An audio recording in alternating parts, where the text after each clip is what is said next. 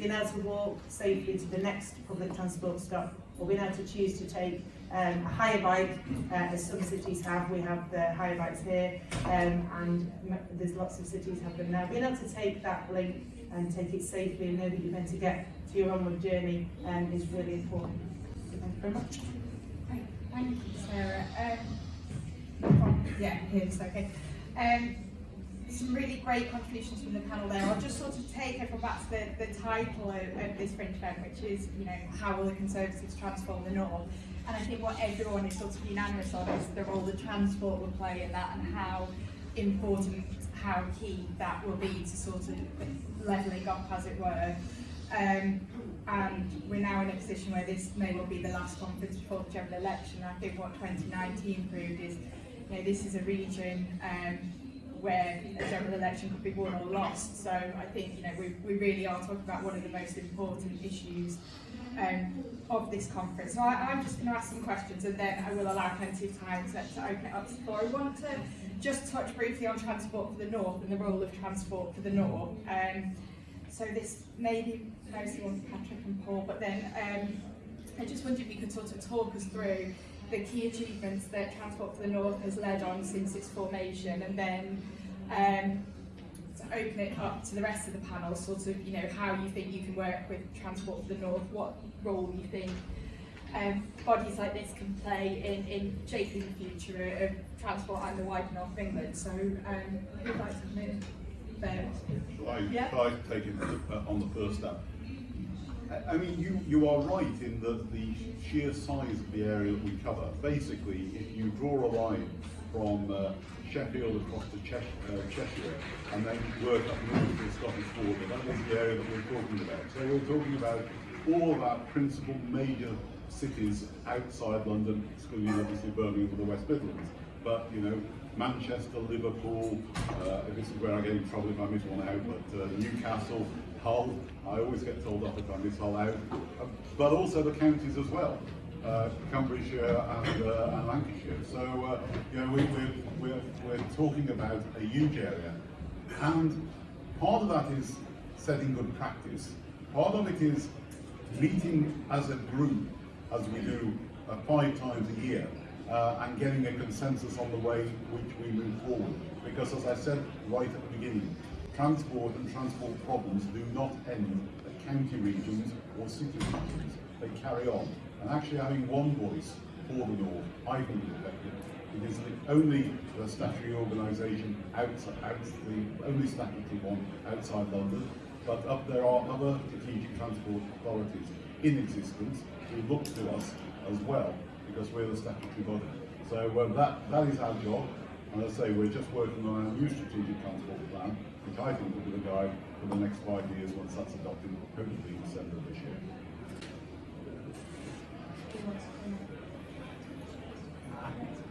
Yeah, if that's okay. Transport for the North does a lot of what I would call more advisory for all local councils now. So there's a great policy there that's on inclusivity, social inclusivity, to make sure that all our transport, whatever the mode, is safe. I think that's important. It's also about decarbonisation and about giving people choice.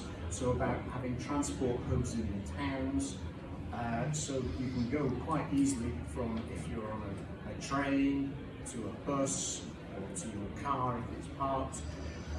So there's a lot of information being processed there that will help going forward. Also, a lot of work has been done on effectively what I'm going to call the Oyster card for the North, so that you can tap and pay, and your journey could be from Newcastle to Hull or all the various places. Birmingham didn't get mentioned, but and that's always the challenge.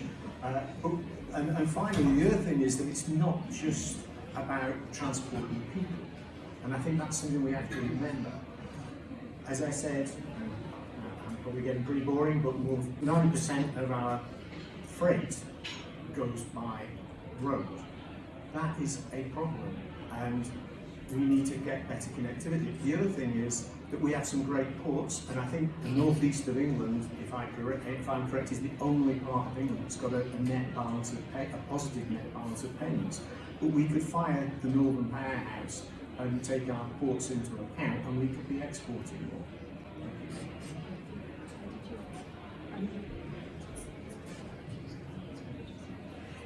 So in terms of what role TFN are playing, I think they're playing a pretty critical role in putting together a lot of key stakeholders. And as I mentioned earlier, I represent the Northern Powerhouse 11, which is across 11 regions. And our aim is to recreate a new pan-regional partnership for the North, of which TFN will play a really critical part of that. And having had some fairly key conversations regarding what is genuinely going to make a difference to the way that we can grow the economy in the North, TFN has got a very important role to play. And what we're anticipating is having the global footprint of the North through trade and enhancing trade and investment, and also focusing on research and innovation. The reason why I mention that is that TFN will sit as a key part of that, because for us to be able to deliver on those ambitions, we need to have an ambitious, integrated, and I think that word is key, integrated connectivity across the North. I agree with Paul, I think we need to rebrand HS2. I think it is much more about climate, carbon, capacity. I think speed is just something somewhere down there as an additional value. I'm sure. Well, look, I need to say, sorry, obviously we rely on Transport for the North hugely in terms of the choices that the body actually wants to see made, which of course takes quite a lot, as Patrick described, in terms of the geography. And so that obviously being a challenge, so that's absolutely ideal, so that we see exactly what it is that the North wishes to focus on. Just go back to HS2. So I know he said he's not going to comment on speculation, but if I just wanted to ask the panel their thoughts on how important that project is to transforming the North and what the implications will be if it doesn't go ahead. Oh, okay. So, in fact, I have a few questions here, actually. I was just thinking, so would scrapping HS2 actually save money? I'm not the expert on this particular topic, but probably not. And I do agree with you in the fact that we do need to understand why for us to deliver a big rail project is, did you say 10 times more expensive? I was talking about electrification is 5 times more expensive. 5 times more expensive. And it's more expensive than delivering in France, and it's more expensive than it is when we look at other countries that are delivering high-speed rail. So I do think we need to understand why that is, and whether we have genuinely looked at all of that information and data transparently. And I'm sure that there are some experts in the department that are able to do that. But when we look at it, from our sense, actually scrapping it at this moment in time, I can't see that you'd be saving any money in the short term, unless somebody can tell me otherwise. So some of the points that have been flagged here is the fact that at the moment we've got a lot of investment that is already happening across Birmingham, Crewe and Manchester, and actually stopping that right now, we're going to be taking investment out of places like Crewe, who genuinely need that investment right now for regeneration into that area. And that's absolutely critical. And it may be that when I look at the opportunity cost of not delivering, that seems something I think we need to really go down into the detail and look at that project. And I'm sure that the department have done that exercise, but it would be great if that could be really transparent so that we can see it. The other elements that I think were coming out, I was just looking at the construction sector supports around 7% of jobs in the UK. And the HS2 is the biggest project underpinning the sector. And currently we've got 3,000 businesses and 30,000 jobs today engaged with HS2. So we were intending for phase 1 to be completed by 2026. So it's thinking about what the impact of that is going to be today if we cancel it.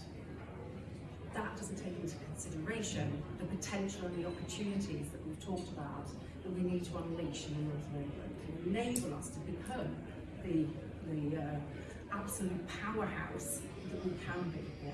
So. Yes.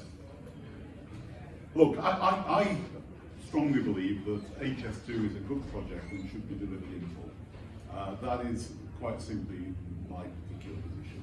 I well understand it for government, and at the moment we're commenting on speculation, but some of it seems to be well-founded speculation. But let us also,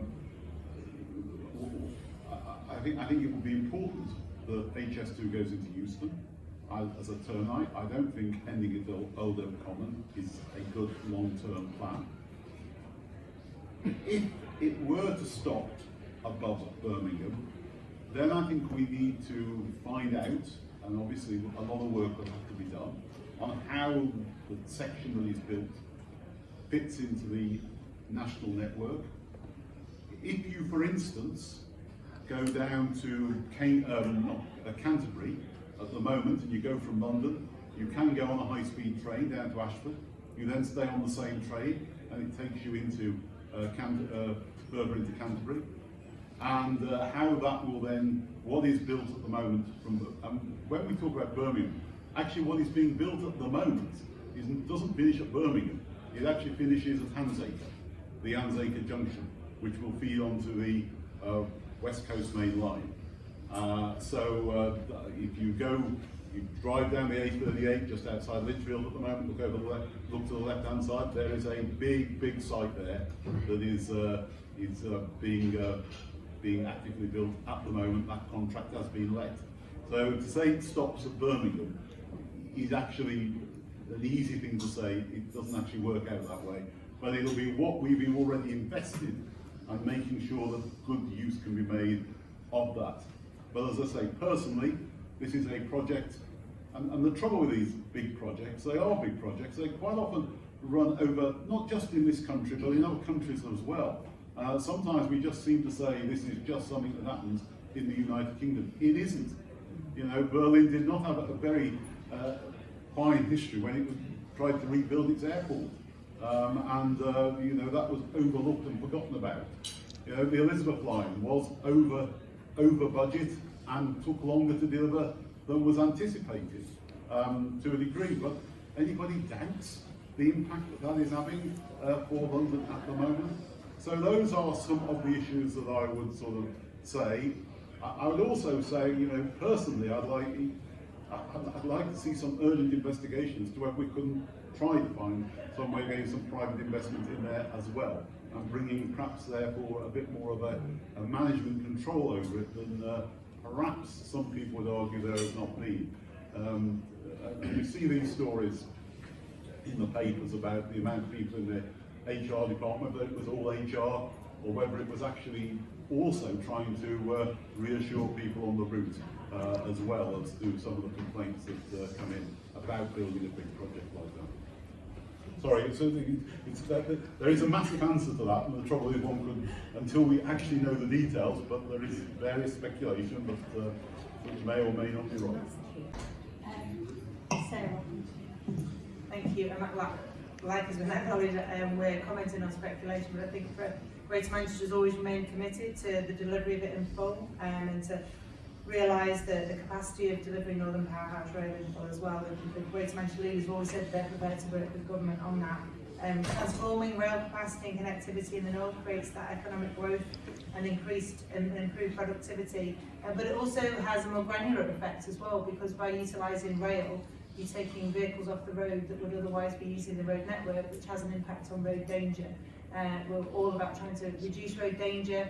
There are around 5 people a day killed in collisions with motor vehicles, which is clearly, you know, devastating to the families and the knock-on effect. And if we look at a place like London, fatalities that are happening in London are largely with the bigger vehicles.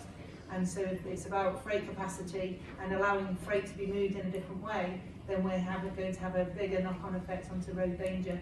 And that would be where I'd be hugely concerned as someone who's trying to advocate for more walking and cycling, if some of those routes and those people are going to meet some of these larger vehicles because we don't have that capacity on the rail network to deliver the freight where it needs to go.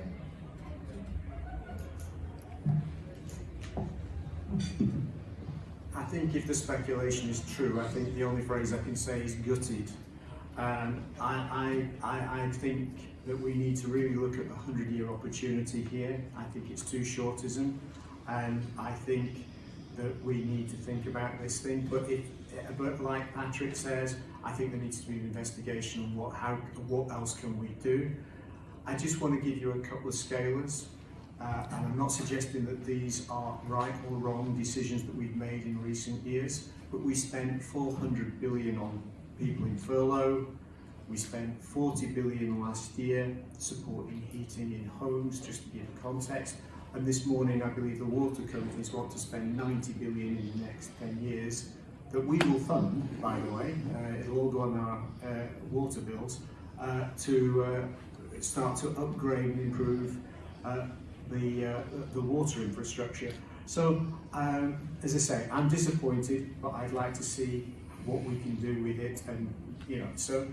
But the final thing I'd like to just comment on is, you mentioned the spend. When I became a councillor on the county in 2017, the first question I asked was, why is 6 times more money spent per head on transport infrastructure in the southeast of England? And this year, I've checked it again, and still 6 times more money is spent in the southeast of England than North Yorkshire. It's a little less for the north of England. It's three times as amount of money is spent in the southeast as per head as is spent in the north. I do think that that is an indication of levelling up. Thank you.